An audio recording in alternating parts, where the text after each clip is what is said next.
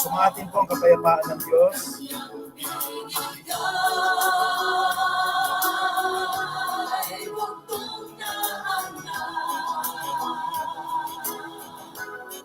Upang sino mang sumampalataya ay may buhay na walang hanggan.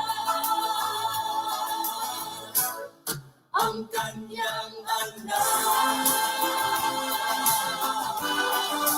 na si Jesus, siya ang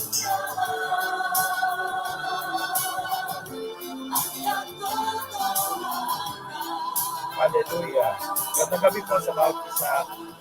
siya ang buhay, ang tulay, ang daan patungo sa Diyos. Kung ibig mo siyang tanggapin, ika'y sa Kanya manalangin. Ang Kanyang pangako'y gagawin.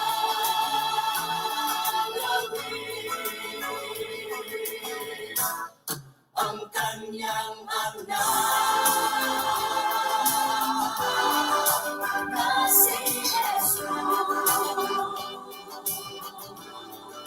siya ang daan at katotohanan. Siya ang buhay, ang tulay, ang daan patungo sa Diyos. Kung ibig mo siyang tanggapin, ika'y sa Kanya manalangin. Ang Kanyang pangako'y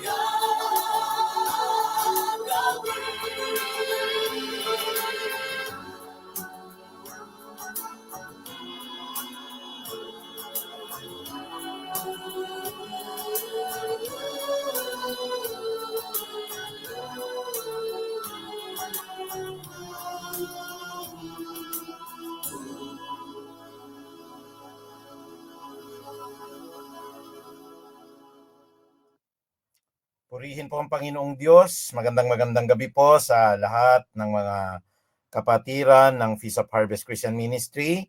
At ako po'y lubusang nagpapasalamat. Naka-on the air na naman po tayo.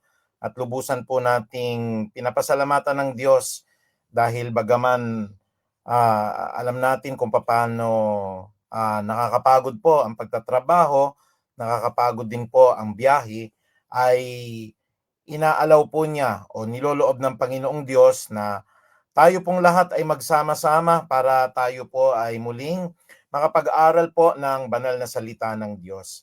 At gaya po ng ating tema, excited na tayo dahil konti-konti ko na hong nakikita kung ano po ang plano ng Diyos para po sa 2026 sa Feast of Harvest, at gayon din naman nagre-report tayo sa Panginoon ng isang talaga pong matagumpay na tema o matagumpay po na atin pong nilakaran, ang Matuwid kay Kristo 2025. Kaya muli po ipinapaabot ko ang aking taos-pusong pasasalamat. Tayo po ngayon ay kadarating lang po at nagpapasalamat po tayo at hindi po ganun ka-traffic. Akala ko po muli na naman po tayong maaaring maantala, pero just in the nick of time, tayo po ay nakadating. Medyo gutom nga lang po, pero tayo po ay nagpapasalamat sa ating pong Panginoong Diyos. Ayan. At ako po ay bumabati sa lahat ng ating pong mga kapatiran na naka-tune in na po, lalong-lalo na po atin pong pinasasalamatan. Ayun po ang mga kapatid pong naka-online, kay Brother Greg. Magandang gabi po sa inyo ni Sister Emmy. At salamat po sa mga biyaya palagi na pinagkakaloob niyo po. Mabuti po ang Diyos, lagi-lagi at lagi-lagi napakabuti ng Diyos po sa buhay po ng Melendez family. At gayon din naman po si Joanne, binabati din natin si Joanne Navarro Cruz na ngayon po ay naka-online din at nanonood po. Sana ay nasa mabuti kayong kalagayan. Kasama po si Nanay Soli. Good evening po Nanay Soli at ang buong Bautista family na nakapanood, naka-tune in po sa atin. Si Jamaica Cruz, Jamaica Navarro Cruz at gayon din po si Maribel Reybuenan. Pinagpalang gabi po sa bawat isa po sa inyo. Lalo tigit po ang atin pong mga kapatid dyan po sa Puray Christian Church. Ayan po ay nagpapasalamat tayo sa presensya po ni Pastor Elmer. It's a blessed evening po sa inyo. Gaya ng sinabi ko at pre-niche ko, no? Medyo mahina at mahirap po ang signal dyan po sa Puray, pero para po sila talagang naglalagablab sa init po sa pakikinig ng salita ng Diyos. Lalo na't nakikita ko presensya po ni Pastor Elmer at saka ni Sister Leia po, si Georgie, nandyan din po, nakita ko. Ay tayo nagpapasalamat sa kabutihan po ng ating Panginoong Diyos, ano, na palagi po tayong hindi niya pinababayaan. At saka po si Sehihon Kobe. Magandang gabi po, si Salvador Tilar. Pagpalain po kayo ng Panginoong Diyos sa lahat ng ating mga kapatid at lalo tigit po na nakasubaybay kayo, hindi kayo nawawala po dyan. At palagi po tayong pinananalangin din ni Ate Emmy. Maraming salamat po. At kayo po lahat ay nakakasama ko ngayong gabi po. Kaya it's another busy Wednesday, November 26 na po.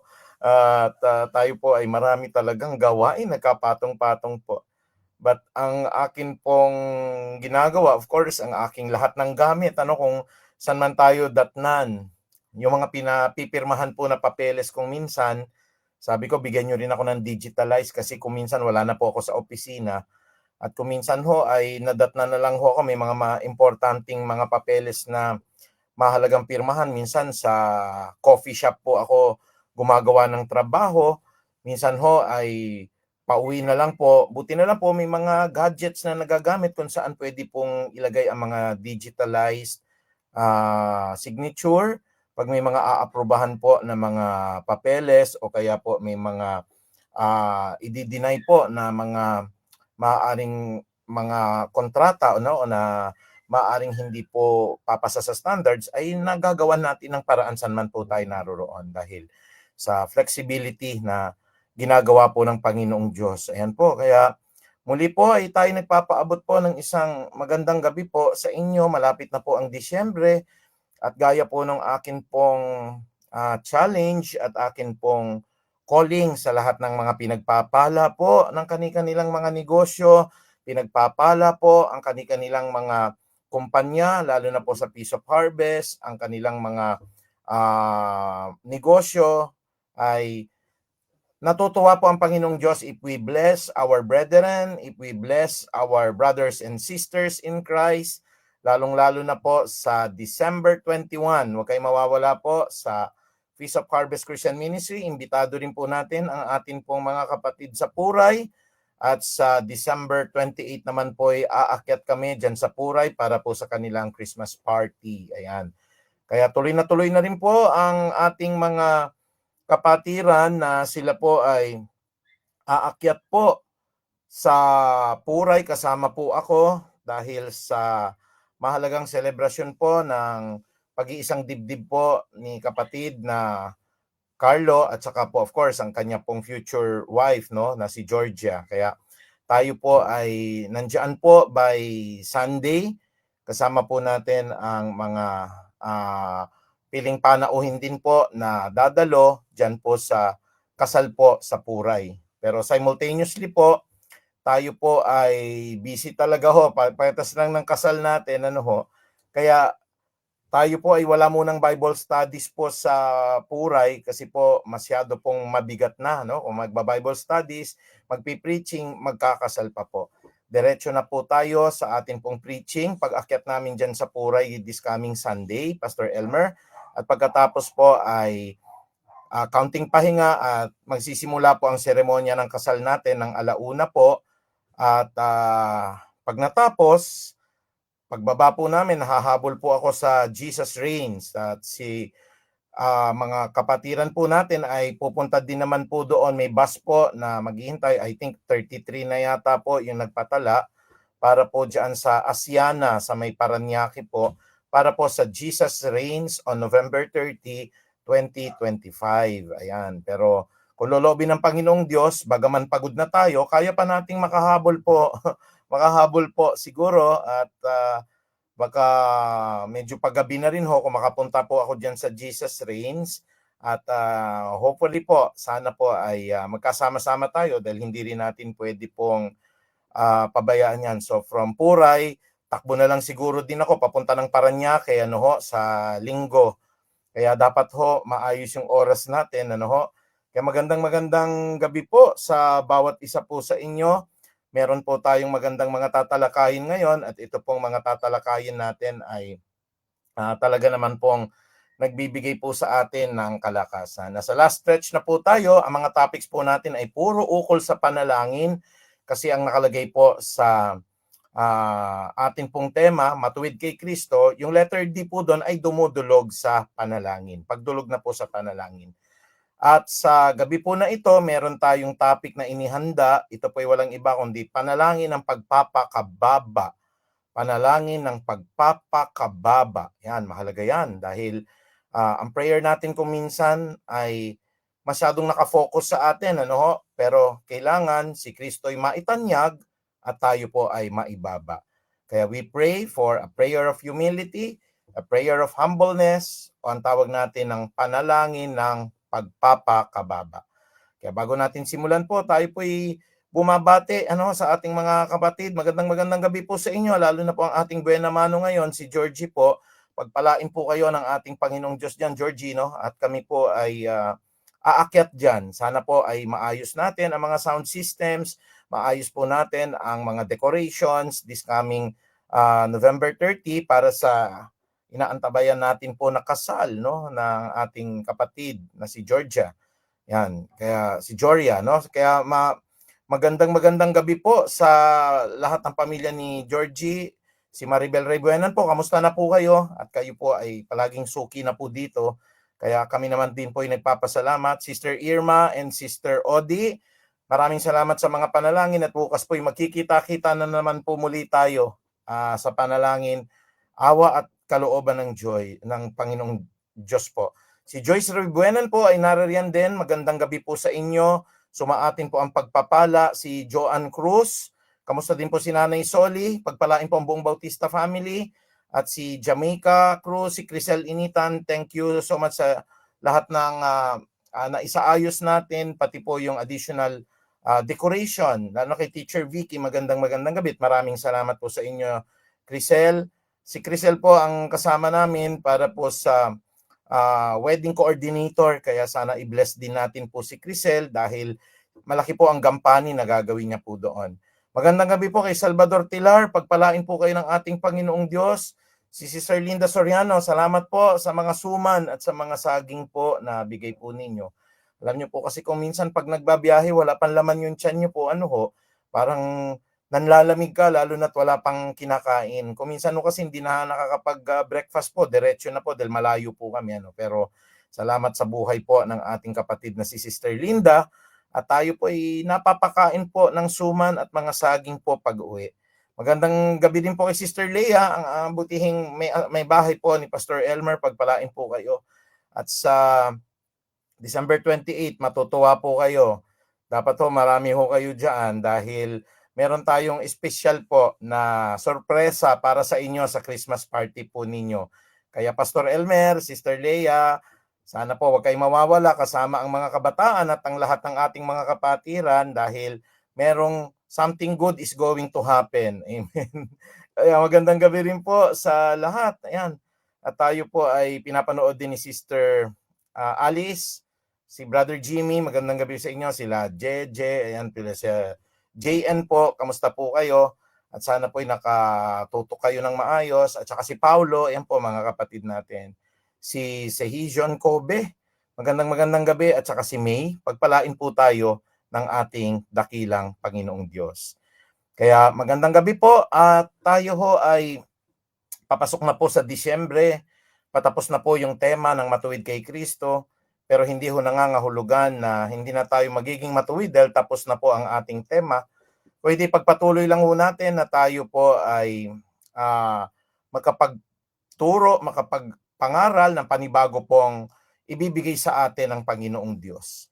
Kaya po ako ini-encourage ko ang bawat isa, huwag nating titigilan po ang pagbabasa ng Biblia, ang atin pong pagsasaliksik po ng mahalagang salita ng Diyos, dahil doon po tayo tumatatag, doon po tayo nagkakaroon po ng pundasyon sa ating buhay Kristiyano.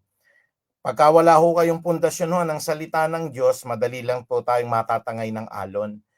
Amen ng amen lang ho tayo at praise ng praise the Lord na lang po tayo sa lahat ng sasabihin po ng nangangaral, nang hindi natin nasasala po at hindi natin po napag-aaralan ng mabuti, sapagkat marami pong maaring malinlang in the last days. Akala natin kung minsan ayoko yung pastor na yan kasi masakit siyang magsalita. Pero dapat ho nagpapasalamat tayo. Bakit ho? Kasi kung minsan ho yung mga mabubuti malumanay magsalita at wala pong tinatamaan sa kasalanan kasi lahat lang sinasabi niya po pagpapatawa, hindi ho yun ang tunay na pastor po ng ating Panginoon. Ang tunay na pastor po, kahit na ho magalit kayo sa akin, kahit na ho sabihin ho natin wala kayong ibigay, o kaya po sabihin ho natin hindi ko na ibe-bless si pastor, ako po'y naninilbihan sa atin pong pinakamataas na employer, ang atin pong Panginoong Hesukristo. At ako po hindi naniniwala po na ang pastor po, ako po ay naniniwala rather na ang pastor po, pag naglilingkod kay Kristo, hindi po pababayaan po ng Diyos yan. Hindi po niya hahayaan na makagawa ang kalaban at siya po ay magutom. Lalong-lalo na pag sinasabi niya yung totoo. Kaya blessed po yung church natin, kasi ako po ay nakakakita ng mga ibang church na ang pastor po ay sumusunod sa mga miyembro. Pagka po nasasaktan ng miyembro, ina-adjust ng pastor na wag po siyang magsasalita tungkol sa kasalanan para po tuloy yung love gift niya. Ibahin niyo po yung church natin. Ang church po natin, totoo, magalit man kayo, kahit na nga po sa punto po na ayaw na ninyo po sa church magsimba dahil masakit, ay itutuloy ko pa rin po dahil yun po ang tunay na pag-ibig. Ulitin ko po, ang tunay na pag-ibig po ay nagsasabi ng totoo para hindi po kayo mapahamak sa impyerno.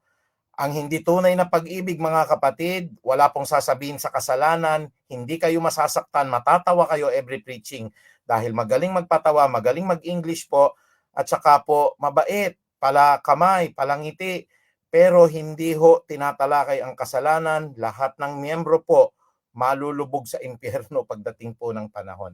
Kaya pasalamatan natin ng Diyos pag nagtatalaga siya ng church na ang pastor po, kahit bigyan o hindi, kahit irapan ninyo o ngitian ninyo, kahit na po ipakulam yung pastor o umalis kayo sa church po, pero nagsasabi pa rin ng totoo, yun po yung tunay na church, kapatid. Uulitin ko po, ang pinakamataas na pag-ibig po ay sabihin sa inyo ang totoo upang hindi po kayo maimpyerno. That's the highest form of love. At ngayon pong gabi, nagpapasalamat po tayo dahil napakabuti po ng ating Panginoong Diyos sa lahat ng kanya pong gawain po sa ating buhay. Si Samantha Dumagit, magandang gabi po sa inyo. At saka po si Brother Chito, si Joria, yan po, yan. Excited na kami, Joria, sa aming pagpunta dyan sa Puray. Dahil, ayan na po, ay congratulate na po natin in advance si Sister Joria, si Carlo, na sila po ay magkakaroon po ng special day nila sa November 30 po. Kaya muli po, magandang gabi po sa lahat ng ating mga kapatid, kay Rich and me Javier. Pagpalain po kayo ng Panginoong Diyos at sa lahat-lahat ng nakaantabay po, nakasubaybay po, naririto na po, ay tuloy na ang ating pag-aaral po ng salita ng ating Panginoon. Muli po mga kapatid, tayo po ay may tatalakayin po patungkol po sa panalangin ng pagpapakababa. Usually po kasi ang mga prayer po natin, lalong-lalo na mga kapatid, kung ang panalangin po natin ay patungkol sa paghingi, patungkol po sa pagpapagaling, patungkol po sa pagyaman, patungkol po sa pagkakaroon ng trabaho.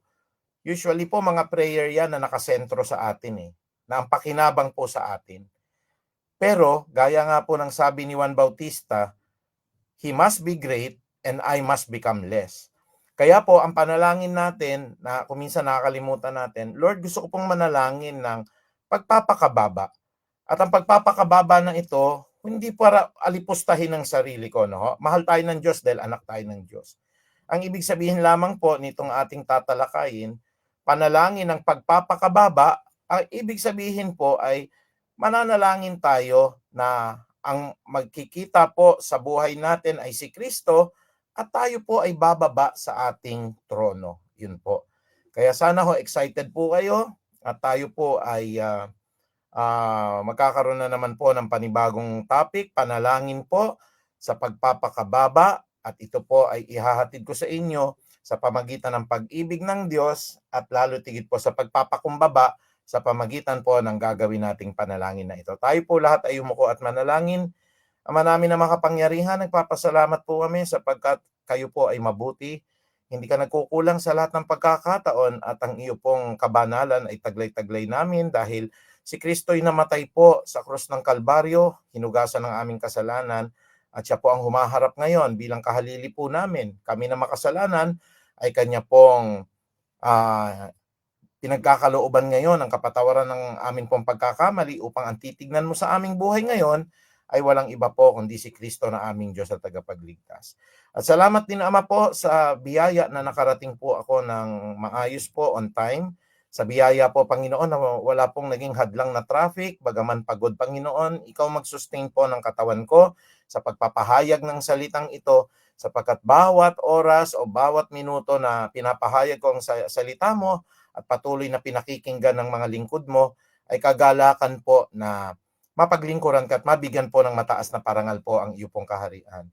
Kaya salamat po sa Peace of Harvest sapagkat ito po ay church na totoo, ang Puray Christian Church, na kabahagi rin ng mga aral na itong nagpapahayag ng katotohanan at kaligtasan ni Kristo at sa lahat ng mga kapatid pong uhaw at gutom ng iyong salita, mapalad sila at ngayong gabi po ay bubusugin mo po sila ng iyo pong mga salita at ng iyo pong mga aral at ng iyo pong kabanalan upang kami maging kawangis po ni Kristo.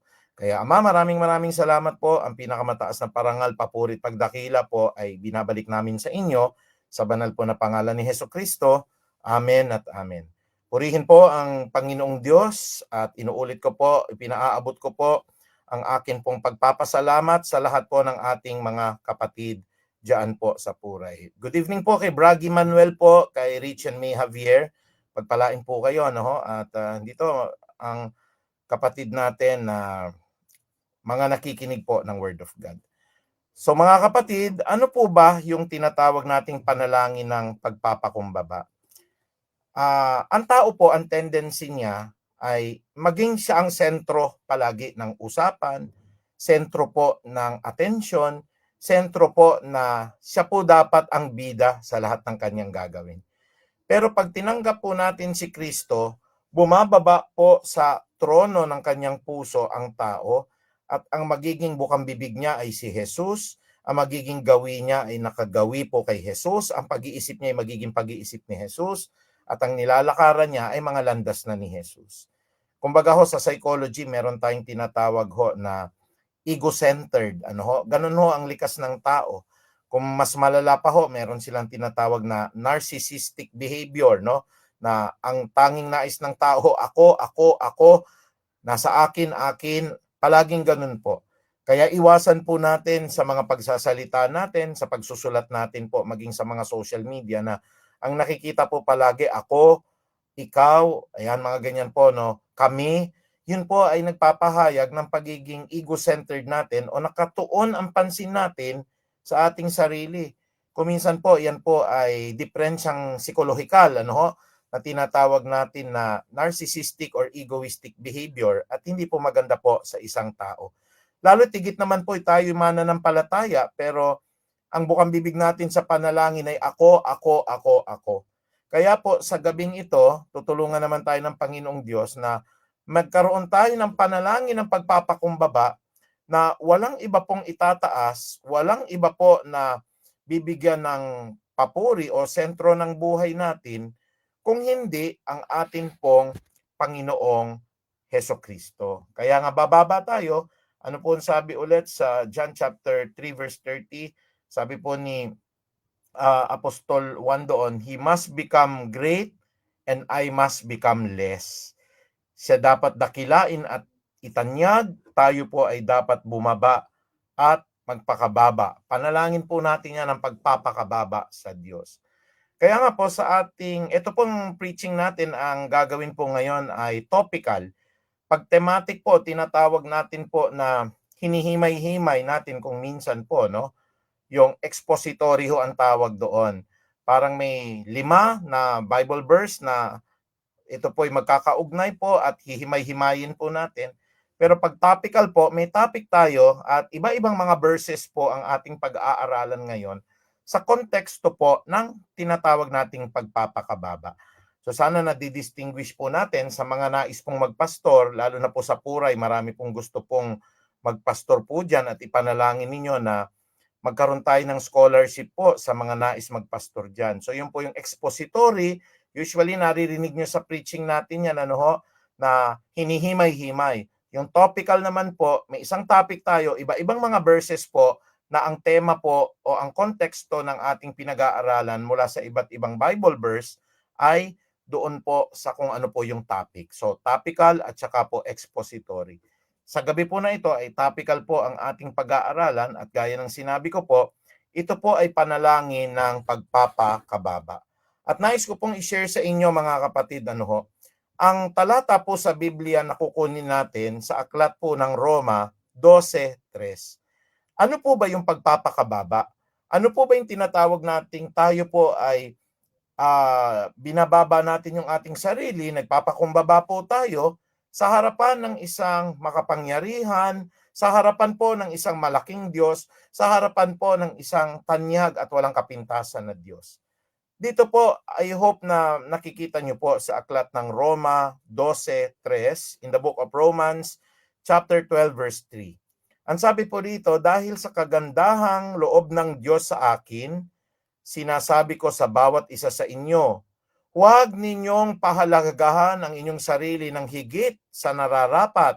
Sa halip, pakaisipin ninyong mabuti ang tunay ninyong katayuan ayon sa sukat ng pananampalatayang ipinagkaloob ng Diyos sa bawat isa sa inyo. Uulitin ko po, nakalagay po sa highlight na pula, huwag ninyong pahalagahan ang inyong sarili ng higit sa nararapat. Yun po ang kahulugan po ng panalangin ng pagpapakababa. Huwag natin pong titignan ang ating sarili ng higit po sa nararapat. We have to pray for that. Kasi po, usually po, ang panalangin po natin ay nakasentro sa atin. Panginoon, pagalingin mo po sana ako. Panginoon, bilhan mo po sana ako ng ganito. Panginoon, bigyan niyo po sana ako ng magandang negosyo. Panginoon, pahabain niyo po sana ang buhay ko. Panginoon, sana po ay patuloy po na gumanda ang aming negosyo.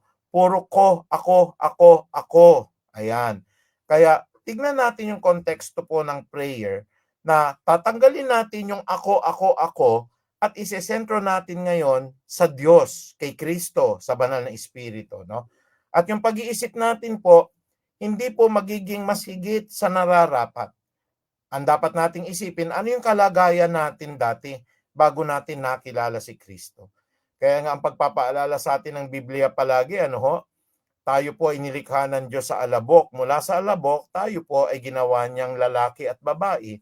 Ibig sabihin, ang kapantay lang po natin sa katawang panlupa na ito, ay huwag tayong magmamataas na tayo po ay magandang lalaki, na tayo po ay matangkad, tapos kukutsain po natin yung mga tao po na hindi po ganun kagandahan, at mataas ang tingin natin sa ating sarili.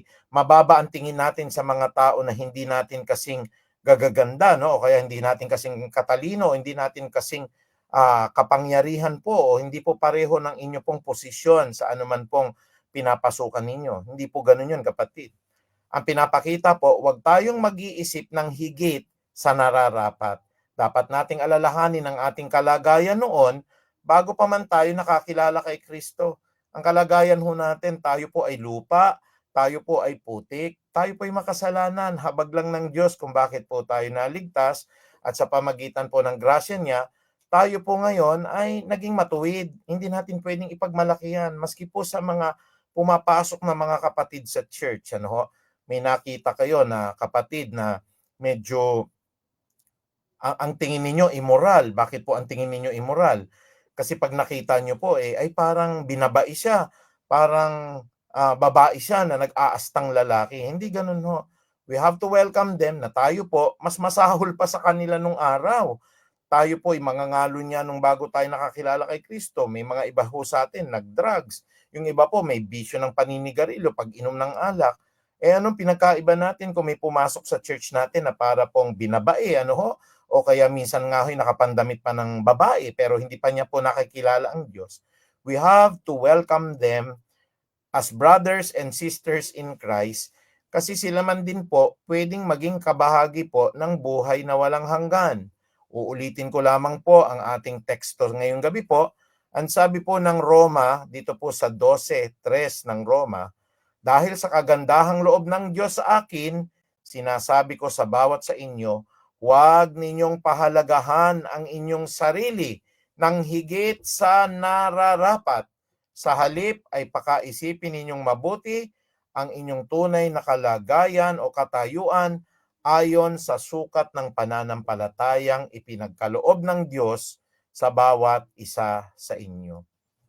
Dapat hindi po pumapasok sa isip natin na ako yung pinakamatalino sa klase namin dahil akong valedictorian. Hindi po, mali po yun.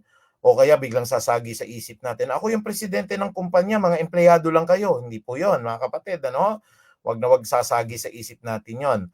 O kaya ay isa sa puso natin na ako naman ang pinakamaganda. Nanalo ko ng mga iba-ibang competition, contest, beauty queen ako sa eskwela namin. Kaya mababa lang ang tingin ko sa ibang mga tao, lalong-lalo na sa mga humahanga sa akin. Hindi po gano'n. O kaya may kasambahay tayo dahil kasambahay po sila, iba ang kakainin nila, iba po ang turing ninyo para po silang mga basahan dahil kayo ho yung amo. Mali po yon. Tignan ho natin at himay-himay natin ngayong gabi kung ano po ang panalangin na pwede nating idalangin sa Diyos tungkol po sa pagpapakababa. We have to pray for the prayer of humility. Ito po ay dasal ng pagpapakumbaba. Tingnan niyo po ang sabi ng Mateo 23:10-12. I would like to open up and read to you Matthew chapter 23 verse 10 to 12. Ang sabi po dito, huwag kayong patawag na tagapagturo sapagkat iisa ang inyong tagapagturo, ang Kristo. Ang pinakadakila sa inyo ay magiging lingkod ninyo sapagkat ang nagmamataas ay ibababa at ang nagpapakumbaba ay itataas. Purihin po ang Panginoong Diyos. Ayan. Kaya nga ho, nakikita natin dito, no ho, tingnan nyo lang mabuti, na ang mga titulo ho, katulad niyan, minsan ho, yung mga Israelita na mga eksperto po sa Biblia, nagpapatawag po sila ng mga guro, tagapagturo, mga sugo. Yan po yung mga titulo ho na dapat i-let go na natin po yan eh. Hindi ho mahalaga yan, kapatid, kung ikaw po'y doktor, inhinyero, abogado, o kaya ho, pagpalagay nyo na ho, kayo po nanunungkulan, ano ho, minsan nagpapatawag tayong gobernador, mayor, hindi ho masama yun, pero mga kapatid, nung kami po nagpunta sa dito po sa Loyola, no, para bisitahin po yung lola at saka lolo po ni Marlene na namayapa na dito sa Loyola Marikina. Makikita nyo sa mga lapidad ho dyan pagka po kayo namasyal, may karunungan talaga ang Diyos eh. Minsan no, sa lapida, nandun pa rin yung titulo. Pero alam niyo po, ang title, it doesn't matter na ho pag namatay po kayo eh. May mga nakita po ako doon, Attorney Juan de la Cruz, halimbawa, no? Nakalagay po doon, Reverend Pastor. Ako, sabi ko nga sa sister wife ko, pagka po ako ay pumanaw na, ang lapid ako ho, Archie Rezos lang ho. Yun lang karapat-dapat lang po. Kaya ako po ay, kuminsan, huwag nating hahayaang umakyat po ang mga titulo na yan. Porke tayo ho ay naging rehistradong doktor, o kaya tayo po'y valedictorian, o kaya tayo po'y maging pastor ho, no, na talagang pinakamataas na ano pa, no. Kaya mahirap po yung mga may title pa ho na Reverend Bishop, mga ganyan, ano, na hindi ho sila pumapayag nang hindi sila tinatawag lang sa kanilang pangalan. Kailangan may Reverend Pastor, kailangan po Most Holy Reverend, kung minsan ho Bishop, mga ganyan, ano, lalo na sa mga protestante, marami pong ganyan. Ako po, nakaka-notice din po ako sa Marbal ng ganyan, ano ho, dinidistinguish. nung binati ko, magandang gabi po, pastor, sabi po, ay, bishop, hindi po pastor, bishop. Sabi ko pong ganun, sa sarili ko, no, mapabishop ka man o mapapastor ka man, pag tayo namatay, no, isang metro kwadrado lang ho tayo, walang bishop, wala pong attorney, walang doktor, walang profesor. Isang metro kwadrado, pare-pareho tayo ng paglalagyan, kapatid. Kaya sana ho, tama ang sinasabi po, no? Siya na nagpapakataas, ibababa ng Diyos, pero siyang nagpapakababa ay itataas naman ng ating Panginoon. Kaya wag ho tayong magpapatawag ho ng mga tagapagturo, Most Holy Reverend, para sa akin ho, no, kasi mga titulo po yan na nagbibigay po ng mataas na pagpupugay o mataas na pagpupuri sa ating sarili, pero isa lang naman po ang kahulugan po ng pagpapakababa. Ano po yung kahulugan ng pagpapakababa? Si Kristo ay kailangang mas maging dakila kaysa sa atin. Uulitin ko po, huwag mataas ang pagtingin natin sa ating sarili ng higit sa nararapat. Kung hindi, tignan natin ho kung ano ang katawagan natin o yung atin pong naging kinagisnan nung tayo po hindi pa nakakakilala sa Diyos. Di ba ho, tayo po ay lupa, tayo po ay makasalanan, alibugha, tayo po ay walang pinagkaiba po sa taong tutungo sa impyerno. Nahabag lang ang Diyos sa atin, kaya tayo po ngayon ay naging anak ng Diyos. To those who believe in His name, to those who receive Him, He gave them the right to become children of God. Pero yan ang mga bagay po na hindi natin pinagyayabang. Uulitin ko po, isama ninyo sa panalangin ninyo ang dasal ng pagpapakumbaba. Yung mga titulo, hindi mahalaga po yan. Ang pinakamahalaga yung verse 11, ang pinakadakila sa inyo ay magiging lingkod ninyo, sapagkat ang nagmamataas ay ibababa, at ang nagpapakumbaba naman ay itataas ng Diyos. Ayan. Kaya, titles are but titles. Ano, sige po, tawagin nyo sila ng doktor, tawagin nyo sila ng abogada. Pero mga kapatid, ano ho, hindi umaakyat sa ulo yan. Hindi ho dapat sinasabi natin yan na ako po ay pinakamagaling, ako po yung pinakamatalino, sapagkat dapat nating tatandaan ang biyaya po ng katalinuhan, ang nagbigay sa iyo ng kapangyarihan, ang nagbigay sa iyo ngayon ng karapatan upang tingalain ka ng mga tao at pakinggan ka, ay walang iba kundi si Kristo. Alam niyo ba mga kapatid, ano ho, pagka po kasi umakyat sa isip natin po yan, tataas yung ating kalooban eh. At tatandaan natin ho, ang Diyos ho minsan ano ho, para i-test lang tayo. Mabilis niya lang hong bawiin po mga kapatid, ano ho, yung pong isa pong matalinong tao na makalimutan niya ang lahat ng bagay. Paano po yun? Ang isang matalinong tao pwedeng biglang kapitan po ng Alzheimer's disease. Ang isang matalinong tao pwede pong ma-stroke. Pwede pong halimbawa ho, mahusay siyang tagapagsalita. Nung na-stroke po siya, hindi siya makapagsalita. Pwede pong ganun. O kaya ho, napakahusay ho niyang abogado, pero nung pong na-stroke po siya, nakalimutan lahat niyang pinag-aralan niya, pati pangalan niya, pati misis niya. Tulala po siya. Kaya wala po tayong maipagmamalaki mga kapatid. Dapat natin isaalang-alang po. Pag binawi ng Diyos yan, anytime po, karapatan lang ho niyang bawiin sa atin yan. Kaya ang ating puso palagi, katulad ng kay Job, hubad tayong pinanganak, hubad din tayong aalis dito, no? Tayo ho ay lumabas po dito ng walang-wala at aalis din naman po ng walang-wala, ang puso po natin kailangan palaging nagpupuri sa Diyos. Ayan.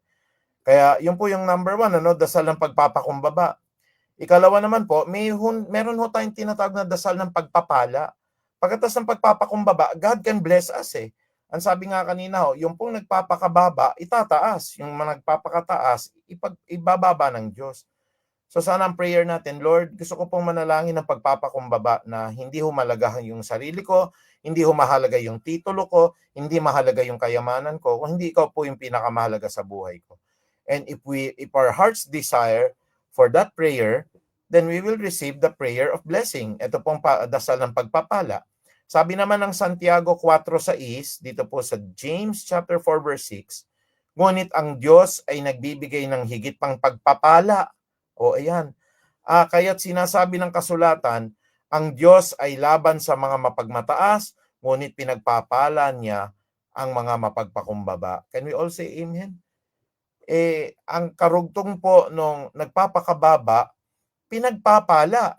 Okay? Yun po ang karugtong nun. Ang nagmamataas ho, ibinababa. Ang nagpapakababa, pinagpapala ng Diyos.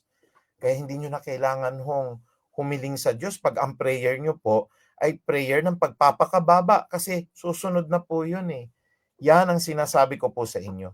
Tanggalin natin yung prayer na pahingi po ako ng ganito Lord, pagalingin nyo po ako Lord, bigyan nyo po ng magandang ganito po ang aking mga anak.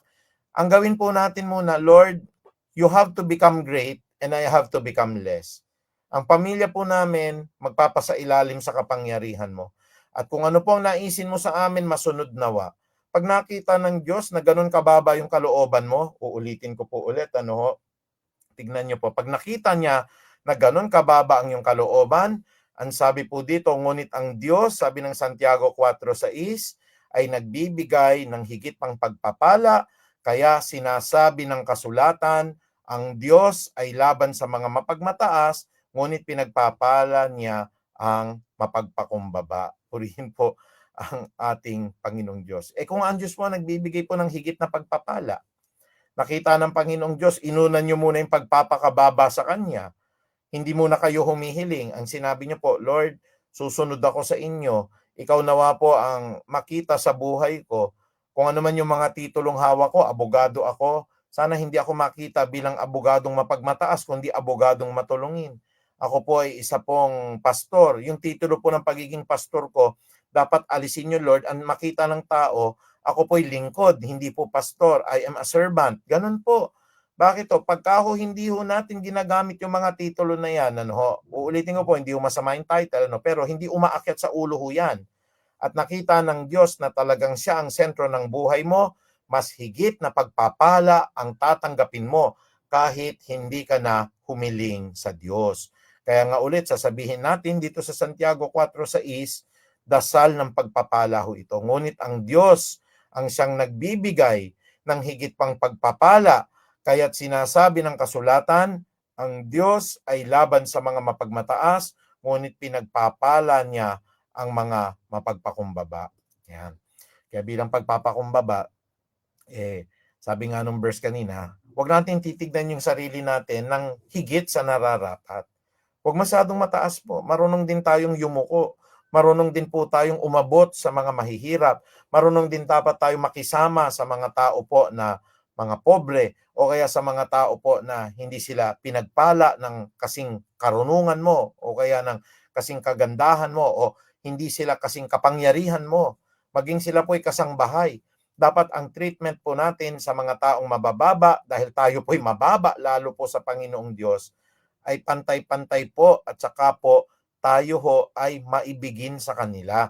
Pag ginawa nyo po yan, iniibig ninyo yung mga taong mas nakakababa po sa inyo, sabi po ng Panginoong Diyos, siya nagpapakumbaba po, higit na pagpapala ang kanyang tatamuhin. Ulitin ko lang ho, ang sabi po, ang Diyos ay laban sa mapagmataas, ngunit pinagpapala niya ang mga nagpapakumbaba. Kaya, ang mga tao po na mga simple, palagi nating kinakausap po yan. Hindi ho dapat tayo mapagmataas. Ayoko siyang kausapin, Pastor. Bakit? Hindi ko siya ka-level. Hindi ho tama yun. Pastor, ano po ako manager po ako. Security guard lang yan. Kaya dapat ang mga kinakausap ko, yung mga premyadong mga tao, hindi ho yung mga security guard. Kapatid, baka dumating po ang pagkakataon na makapagliligtas pa sa iyo pagka napahamak kay security guard Kuminsan po, pag minawala kang gamit, ang magbabalik po yung janitor ninyo Kuminsan sa church natin, yung pinakamataas ang corona, yung naglilinis po ng CR Yun pong kapatid po na nag-aayos ng bubong, akala natin yung pastor po pinakamalaki yung reward. Hindi po ganun. Ang tinitignan po ng Diyos, yung pinakatunay ang puso at ang pinakamaganda po nun ay yung tunay po yung kanyang relasyon kay Kristo. Pero hindi ko po inaalis pag ang pastor po'y tama ang puso. Wow, yun nga sinasabi ko. Yun po ang pwedeng magtamasa ng pinakamataas na gantimpala. Kaya nasain po natin maging pastor po na mababang kalooban at nakasentro po kay Kristo. At isang pastor po na dapat kahit magalit ang lahat, wag lang ang Diyos ang magalit. Yan po. Kasi pag plinis natin ang tao pero nagalit naman ang Diyos sa atin, nakakatakot to. Pwede niyang alisin yung pagpapala sa isa pong lingkod niya. Kaya mga kapatid, meron po tayong dasal ng pagpapakumbaba, may dasal ng pagpapala, may dasal din naman ng pagmamalasakit. Bakit ito pagmamalasakit? Kasi pagka nagpakababa kayo, ibig sabihin po na namamalasakit kayo o concern po kayo sa kapakanan ng isang kapwa ninyo. Kaya ang sabi po dito sa dasal ng pagmamalasakit sa Filipos 2:3 hanggang 4, tingnan niyo po, Philippians chapter 2 verse 3 to 4. Huwag kayong gumawa ng anuman dahil sa pansariling layunin o pagyayabang. Sa halip, bilang tanda ng pagpapakumbaba, okay? Tingnan niyo po, sa halip, bilang tanda ng pagpapakumbaba, ay ituring ninyong higit ang iba kaysa sa inyong mga sarili. Pagmalasakitan ninyo ang kapakanan ng iba at hindi lamang ang inyong sarili. Yan yung sinasabi po doon po sa Matthew chapter 7 verse 12. Do to others what you like others to do unto you. Yan po yung golden rule ni Kristo, na kung ano po yung ayaw ninyong gawin, ay huwag ninyong gagawin po sa inyong kapwa. Kung ano yung gusto ninyong gawin sa inyo, yun ang gagawin nyo sa inyo pong kapwa. Kaya mga kapatid, mahalaga po yan na mapag-aralan natin ano-ano ho ba yung mga bagay na nais pong maranasan ng isang kapwa ko. Dapat ho ba yon ay ipagkait ko sa kanya? Kung ano man yung gusto kong maginhawang buhay, kung ano man yung gusto ko na maayos na pagkain, yung gusto ko po na maganda pong tahanan, dapat ang concern po natin, ganun din sa ibang tao. Do to others what you like others to do unto you, because it sums up the law and the prophets. Ang sabi po ng aklat ho ng Mateo 7:20, 7:12, no? Kaya yun po ay mahalaga, kapatid, dahil minsan mataas ang tingin natin sa ating sarili. Ang sabi pag tayo gumagawa, huwag tayong gagawa dahil sa pansariling layunin o pagyayabang. Sa halip, bilang tanda ng pagpapakumbaba, ituring ninyong higit ang iba kaysa sa inyong sarili. Dapat hindi tayo masyadong mahiligo sa prestige, hindi tayo mahiligo masyado sa mga accolades o yung mga pagpaparangal. Yan yung bagay na inalis ko na sa church po na ipinatutupad ko, tanggalin na sa church yan . May mga ibang church kasi kailangan talagang i-announce pa na ang pastor namin ay dakila, ang pastor namin, hindi po ganoon lingkod lang naman po kami ng Panginoong Diyos . Kung maalala kami po dahil Pastor's Day, salamat po. Kung di kami maalaala, tuloy ang gawain sa Panginoong Diyos. Dahil ang punto ko diyan, maalala man ang birthday ko, maalala man ang Pastor's Day o hindi, may takdang panahon na may magkokorona na dakilang pastor sa lahat ng tapat ng mga pastor niya. Ayun po ay walang iba kundi si Kristo. Okay yun hindi ko sinasabing masama. Maganda kung maalala nyo yung pastor nyo pag Pastor's Day. Maganda bigyan nyo ng cake ang pastor nyo pagka birthday. Pero bilang pastor ako, hindi sasama loob ko kahit makalimutan na ako ng buong kapatiran, hindi maalala birthday ko, hindi rin maalala po ang aking katungkulan bilang pastor pag Pastor's Month, Appreciation Month po. Pero ang mahalaga sa akin, ang Kristo na pinaglilingkuran ko ang siyang maka-appreciate sa akin. Ayun. Kaya napansin nyo ba, naglalagay po ba ako dyan ng halimbawa po ng picture ko na nakaganyan yung aking kamay, nagtuturo, at lalagay ko, Happy Pastor's Day to Pastor Archie. Wala kayong nakikitang ganon. Hindi nga ninyo naranasan o naramdaman na dumaan yung Oktubre na Pastor's Day pala po yun. Yung mga ibang churches po, mga kapatid, pinagdiwang nila po yan. Pero sa atin po, kahit ang punto ko dyan, kahit hindi naalala yung pastor, kahit hindi po na recognize yung birthday niya, kahit po, alimbawa lang, pagpalagay na natin, yung pastor po, ika-20th year na niya ng pagsisilbi, wala nakaalala, ang pinakamahalaga po, naaalala po ng Diyos yan. Ako po, blessed ako sa sister wife ko Kasi ang wife ko, pinasasalamatan ko, lahat ng sakripisyo ko sa Diyos, naaalala niya. Pag halimbawa, Pastor's Day, Dad, ito po regalo ko sa iyo, ito po yung ko. At doon po, naiibsan na yung kalooban mo dahil yung misis mo nakakaalala sa iyo . Di ba? Tama yun na tayo po ay na-recognize, tayo po ay inakap ng misis mo dahil nakikita niya yung sakripisyo. Paano yung mga kapatiran? Okay lang po yun. Kahit na hindi ka maalala ng kapatiran, ang pinakamahalaga, ulitin ko po yung Bible verse, huwag kayong gumawa ng anuman dahil sa pansariling layunin o pagyayabang. Sa halip, bilang tanda ng pagpapakumbaba, ituring ninyong higit ang iba kaysa sa inyong mga sarili. Pagmalasakitan niyo ang kapakanan ng iba at hindi lamang ang inyong sarili. Ayun. So pagkataglay-taglay mo yung mga verse na yan, hindi sasama ang loob mo, no? Ang mga karangalan, ang mga titulo, ang pagpaparangal, ang lahat po ng mga pag-alaala maging sa kaarawan, hindi mahalaga sa isang Kristiyano, lalo't higit po may puso siya ni Kristo dahil yamang alam niya darating ang takdang panahon, haharap siya sa Diyos at ang Diyos mismo ang magsasabi, tapat at mabuting alipin, pumasok ka sa kaharian ko. O di ba mga kapatid, kahit walang mga pastor's recognition, kahit hindi nyo maalala birthday ko, kahit hindi po ninyo parangalan na, ay si Pastor pala 20 years na sa paglilingkod, kahit wala yan, ang corona na ibibigay sa akin ng Diyos pagdating ng takdang panahon na yon, ang pinagsusumikapan kong marinig. Kasi yun po ang pinakamataas po. Final na po yon na pagkilala sa pastor. Good and faithful servant, welcome to my kingdom. Muli mga kapatid, ang ika-4 po na pinag-aaralan natin ay dasal po ng pagpapasakop.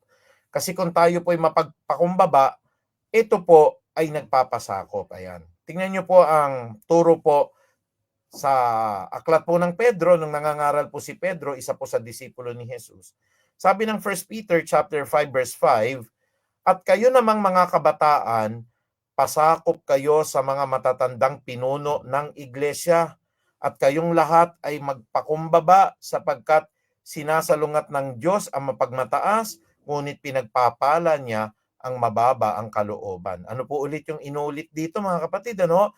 Sinasalungat ng Diyos ang mapagmataas, ngunit pinagpapala niya ang mababa ang kalooban. Kaya ang turo niya sa mga kabataan, ayan, maraming kabataan po sa Puray.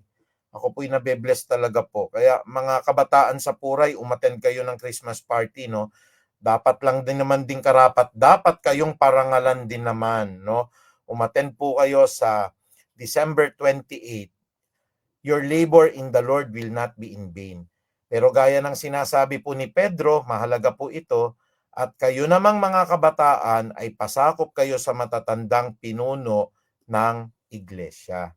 Ayan. Mahalaga po yun. Pag halimbawa po, no, tatandaan nyo po, hindi po si pastor ang nagtalaga sa inyo niyan. Ang nagtalaga po ng trabaho nyo, Diyos. Halimbawa, wala namang kabayaran, ang Diyos ang magbabayad sa inyo sa takdang panahon.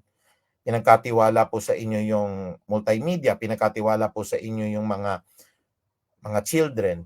Pag hindi po kayo makaka-attend, paalala nyo po sa pastor nyo, Pastor, bilang pagpapasako po sa inyo, may trabaho na po kasi ako, kaya hindi ko po magampanan. Hindi po kayo nagpapaalam, hindi nyo po sinasabi po sa pinuno po ng church, no? Pagmamataas po yan sa pamunuan. Tingnan nyo, hindi kayo ibe-bless ni Lord pagka ganyan po. Pero if you have the heart, no, na pastor, hindi po muna magampanan yung ministry ko po bakit kapatid? Kasi po may trabaho po ako. Ganun po. Di magpe-pray ako, Lord, i-bless nyo po si Brother Juan dahil meron na po siyang trabaho at hindi na po niya maasikaso yung ministry. Hindi po yung bigla na lang po kayong nawala at tinatanong ko, nasaan na po napunta yung kapatid nating in charge sa ministry na ito? May trabaho na po, pastor. Ay kapatid, pagmamataas po yan sa pinuno ng church. Nagpapaalam po, nagpapabasbas po, maging kung tayo po ililipat ng ibang church, hindi po ganon. Kaya ako nabe-bless, alam ko po may mga tinatouch po ng heart. May pastor tayong tinalaga, ipadededicate nyo yung anak ninyo dun sa nangangalagang pastor sa inyo. May pastor po tayo nagpipreach at siya po yung senior pastor. Ikakasal kayo, kayo man din ho, limbawa, kayo yung pastor, tapos lumipat kayo sa ibang pastor na hindi naman kayo tinuturuan at pinangangalagaan. Ano po yung dahilan nyo? Kasi pastor, siya po magaling magsalita, siya po Inglesero, siya po kamag-anak namin. Hindi naman tayo tutol doon. Pero yung hindi tayo nagpaalam o kaya po tayo po nagsabi sa pastor natin, Pastor, ikaw magkakasal. Tapos nung tinanong ng pastor, kailan yung kasal? Ay pastor, iba na po magkakasal sa amin. Nakakasakit din po ng damdamin yon. At uulitin ko po, no, para maingatan po natin na binebless tayo ng Lord. Kayo namang mga kabataan, pasakop kayo sa mga matatandang pinuno ng iglesia at kayong lahat ay magpakumbaba sapagkat sinasalungat ng Diyos ang mapagmataas, ngunit pinagpapala niya ang mababang loob. Kaya yung ganun po, no, parang minsan po ang pakiramdam natin, ba't pa ako magpapaalam kay pastor? Gagawin ko kung anong gusto ko. May tinalaga sa yung ministeryo at ako po bilang pinakapinunong pastor po ng church natin, ang nangangalaga sa lahat ng ministeryo na yan. Mahalaga yung nagpapaalam. Kaya tignan nyo po, no, kung minsan may mga decision po tayo na hindi naman namin nalaman po yun, nagde-decide bigla. Bakit po nagde-decide? Wala dun sa meeting eh. Hindi po ako galit sa mga decision, maganda po yung decision ninyo. Pero pagpapakumbaba po ng isang kabataan yan sa kanyang mga pinuno, na kung hindi ka man makadating, meron po kaming plano na gagawin. Hindi po yung mag-a-announce tayo, pagmamataas yan, pagmamapuri yan. Tingnan nyo, mawawala blessings nyo po yan. Maaring sasabihin nyo sa akin, hindi ako naniniwala sa sinasabi ni pastor. Ilang beses ko na hindi naman pinapaalam sa kanya. Maghintay-hintay lang po kayo kapatid, kasi ito po ang uulitin ko. No? This is not my words, but the words of St. Peter. At kayo namang mga kabataan, magpasakop kayo sa matatandang pinuno ng iglesia, at kayong lahat ay magpakumbaba. Sabi niya po sa mga kabataan, magpakumbaba kayo sapagkat sinasalungat ng Diyos ang mapagmataas, ngunit pinagpapala niya ang mababa ang kalooban. Can we say amen? No? Yan po ay tinuturo natin bilang bahagi po ng panalangin ng pagpapakababa. Huwag po ang prayer natin palagi, bigyan mo ako Panginoon, pagalingin mo ako Panginoon, pagandahin mo po ako Panginoon Diyos, patalinuhin mo po ako, puro ako. Ang gawin natin siya naman ang dakilain at ako naman ay bumaba. Yan ang prayer natin. He must become great and I must become less. Bilang pangwakas, mga kapatid, sabi po ng aklat ng Mikas, dito po sa 6:8 ng Book of Micah, mahalaga po yung pong pag-ibig, yung mahalin natin ang ating kapwa. Mahalaga po yung maging makatarungan tayo. Pero pinakamahalaga po yung buong pagpapakumbaba na tayo po ay sumunod sa ating Panginoong Diyos.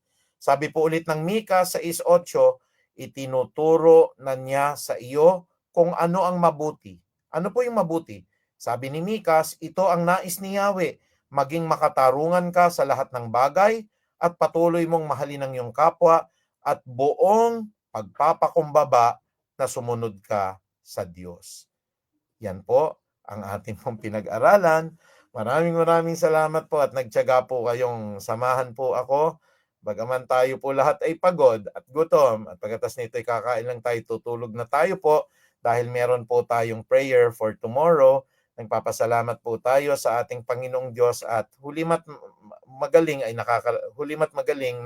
nakakarating pa rin tayo. Salamat sa Panginoong Diyos at tayo po ay muling blines niya sa pamagitan po ng kanyang mga salita na ito. Magandang gabi po kina Brother Salvador Tilar at muli po kay Bragi Manuel. Sa lahat po ng mga kapatid po, kay Joyce Ray Buenan po, magandang gabi po muli sa inyo.